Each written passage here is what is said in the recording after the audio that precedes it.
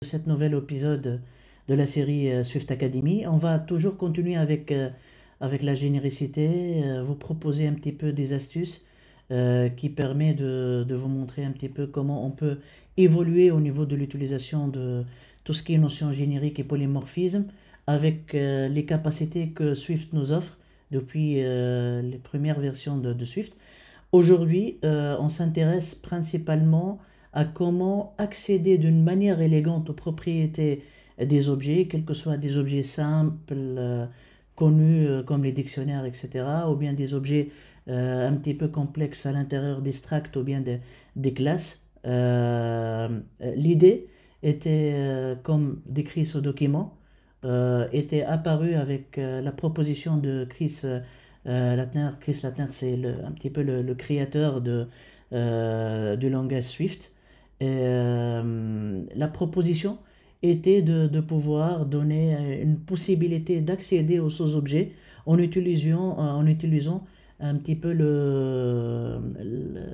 l'utilisation, l'élément. On peut accéder à partir de l'objet parent aux propriétés qui existent éventuellement dans les sous-objets de cet objet parent. Bon, c'était pas seulement l'idée derrière, c'est aussi essayer de créer une sorte d'interopérabilité avec d'autres langages, comme principalement Python et aussi Scala, etc. Mais généralement, l'utilisation de ce qu'on appelle les Dynamic Member Lookup était orientée vers l'accès ou ce qu'on appelle direct depuis l'objet parent ou sous-propriété qui existe dans les sous-objets. C'est pour cela, aujourd'hui, on va essayer de vous montrer à la fois comment on garde l'utilisation de l'aspect générique avec cette notion de Dynamic Member Lookup pour exploiter l'accès vers une propriété dans un dictionnaire en runtime. C'est-à-dire que moi, je sais que j'ai une propriété qui existe au niveau de mon dictionnaire que j'attends. Et du coup, au lieu d'utiliser les cross-brackers avec les guillemets pour accéder aux propriétés, je vais vous montrer comment on peut accéder directement. On dirait que ce qu'il existe entre les deux guillemets, on peut l'accéder directement comme étant un attribut directement. Alors, on va tout simplement au départ lancer Xcode.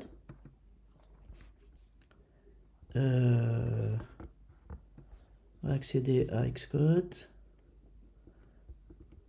et on va vous montrer le playground. Ici, c'est mieux que ça sera ici. On va l'appeler protocole Dynamic Member Lookup. Okay. L'idée c'est quoi? On peut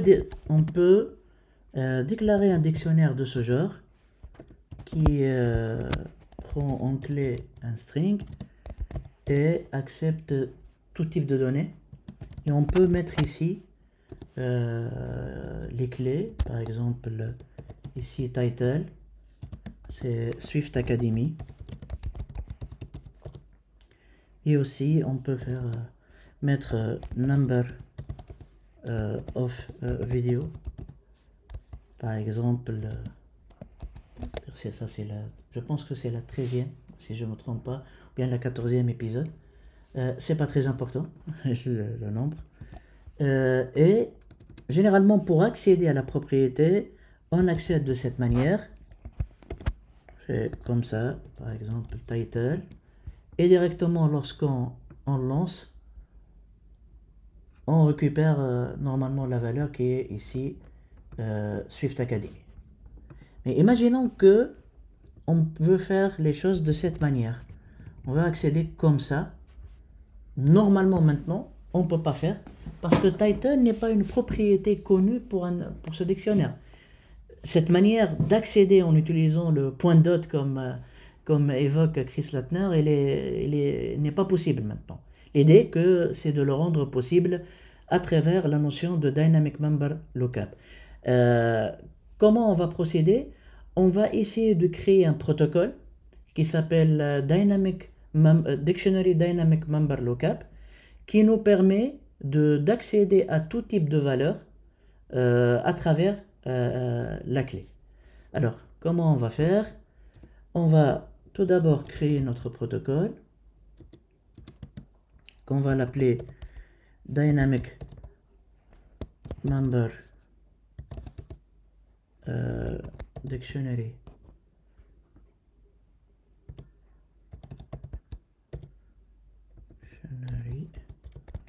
Protocol. Ce protocole, il possède maintenant deux propriétés qui sont génériques. Et ce qu'on a vu l'autre fois, si on veut de la généricité au niveau des propriétés d'un protocole, il faut utiliser l'associated type. On va faire un associated type, par exemple, key, pour dire ça c'est la clé de mon dictionnaire. Et aussi associated type value, c'est la valeur retournée. Et ensuite, on va utiliser ce qu'on appelle un subscript. Le subscript, ça nous permet d'accéder aux propriétés. Et bien sûr, ça, c'est la force d'utilisation des Dynamic Member Lookup. C'est un accès direct vers la propriété. C'est pour cela qu'il faut implémenter le subscript. Ici, on va seulement, c'est une fonction spéciale, mais on le précède pas par func. C'est juste on crée subscript. Et ici, on donne les paramètres à envoyer, plutôt à introduire. Tout d'abord, on peut introduire, je pense, la clé avec member. On peut mettre comme on veut. Okay, ici. Allez, on peut mettre la clé. Et on attend en retour une valeur qui peut ne pas, on peut ne pas avoir cette valeur. C'est pour cela que je le mets comme étant optionnel, parce que je peux accéder à une clé qui n'existe pas, mais à ce moment-là, mon programme ne va pas cracher, mais c'est seulement qu'il va me retourner une valeur nulle. Tout ça, c'est bien, mais il faut le préfixer avec le l'attribute Dynamic Member Lookup. Bien sûr, si on va le faire de cette manière, il faut implémenter le subscript spécifique au Dynamic Member Lookup. Alors, qu'est-ce qu'on va faire? On va arriver ici, on va faire ce qu'on appelle une extension sur un protocole pour implémenter ce subscript qu'on a nommé. Alors, on va faire Dynamic extension sur mon Dynamic Member Lookup pour implémenter le subscript qu'on a. Alors, il y aura Dynamic Member. Alors, c'est Member de type key et qui va nous retourner une value. Mais cette valeur, c'est une valeur optionnelle. Puisque tous les clés qu'on utilise, ce sont généralement des clés du type, dans les dictionnaires, ce sont, par rapport à cette définition, ce sont des clés de type string. Alors, on peut appliquer ce qu'on appelle une restriction sur l'implémentation en utilisant le where ici, where key est de type string. Et ici, on va retourner tout simplement le self, la valeur retournée, le self du member. Tout simplement ça. Alors, on a retourné, on va, ça c'est l'implémentation, grosso modo, l'implémentation qu'on va faire. Et ici, on va faire dictionnaire.title, mais vous allez voir que ça va pas marcher toujours. Pourquoi?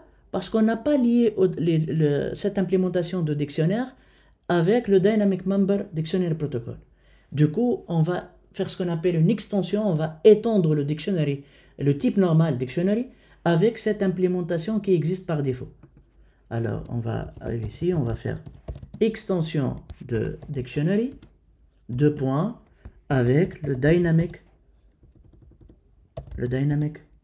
member lookup protocol, pour dire que voilà, tu es un dictionary, tu peux maintenant avoir une possibilité d'accéder aux propriétés d'une façon directe, et vous allez voir maintenant la magie. Alors, on accède directement dictionnaire.title. Bien sûr, ça au runtime. Imaginons que par exemple, j'ai fait l'erreur, j'écris de cette manière, il n'y aura pas de souci, parce qu'il va me retourner un nil. Aussi, je peux accéder à la propriété, ici on peut mettre en minuscule, number of video. Vous voyez qu'il gère aussi d'une manière intelligente les choses, et vous avez la valeur. Alors, c'était tout simplement ça, c'était ça l'idée de vous montrer comment on peut relier la généricité, la notion de associated type, avec le dynamic member lookup pour accéder d'une manière directe aux propriétés d'un dictionnaire sans se soucier que peut-être, sans utiliser l'accès normal tout d'abord, et aussi sans se soucier que peut-être éventuellement j'aurai pas la valeur au runtime, puisque ça gère, puisque notre valeur est une valeur optionnelle, et automatiquement, si la valeur est une valeur optionnelle, alors à ce moment-là, on attend à avoir nil. C'est tout simplement ça. Merci à vous et à la prochaine vidéo.